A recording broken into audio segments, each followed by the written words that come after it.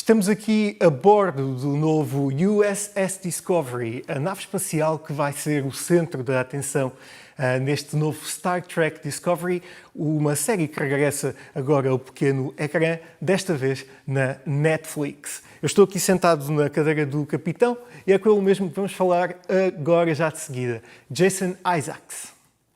So Jason, tell me more about Captain Lorca and the story behind Star Trek. Well, that's a big for the story behind Star Trek. That's enormous. So I play Captain Lorca in Star Trek Discovery, and one of the great joys of this version of Star Trek is that it's a long-form story. It takes place over 15 hours, and so it doesn't reset every week, and you can make characters deeper, more nuanced, surprising, maybe inconsistent, like we are in life.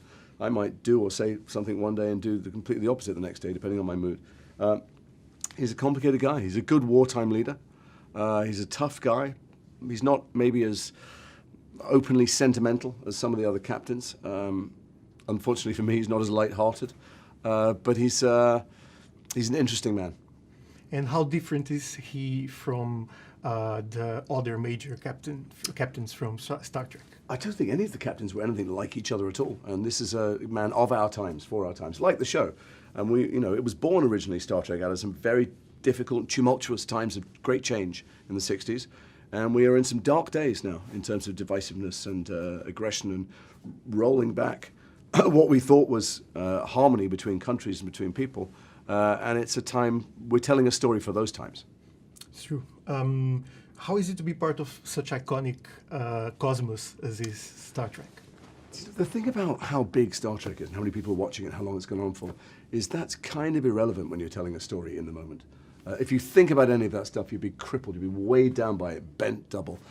So I don't think about any of it, except when I'm doing interviews, and then it suddenly terrifies me. This is for sure an incredibly talented and diverse cast. Has a great story.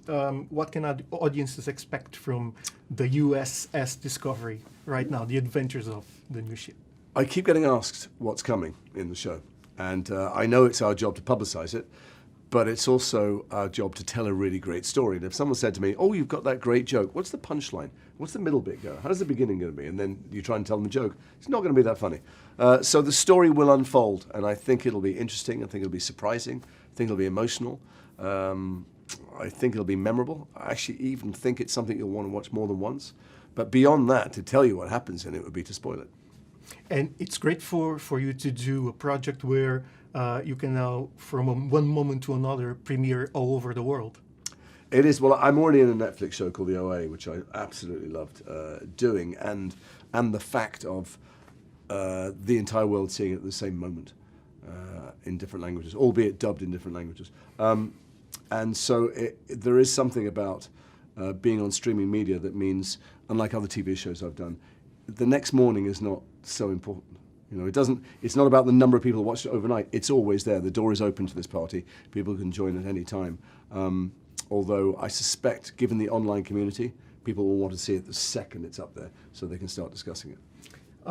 You've recently been in Portugal for the Comic-Con. Do you think Portugal can be a good set for maybe a strange world from Star Trek, one of the beaches? I was in Porto, which was stunningly beautiful, and I'm embarrassed to say I didn't even know Porto existed. That's how ignorant and small world I am. But it's somewhere I'll definitely go back to. I think the Portuguese would, I hope, will respond to the show like anyone, because it's completely universal. It's about, it sets up a vision of the future in which nationalities, ethnicities, sexualities, race are not the dividing barriers that they can be today. Okay, Jason, thank you so much. Thanks very much. Live long and prosper. Thanks very much. I'll try.